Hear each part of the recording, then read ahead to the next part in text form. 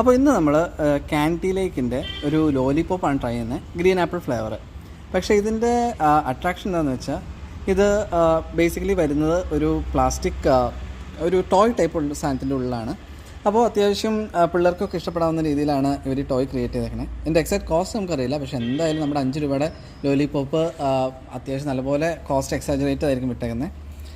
ഇത് ക്യാൻഡി ലേക്ക് എന്ന് പറഞ്ഞ കമ്പനി ഇൻഡോർ, നമ്മുടെ മധ്യപ്രദേശ് ഇൻഡോറിലാണ് മാനുഫാക്ചർ ചെയ്തേക്കുന്നത്.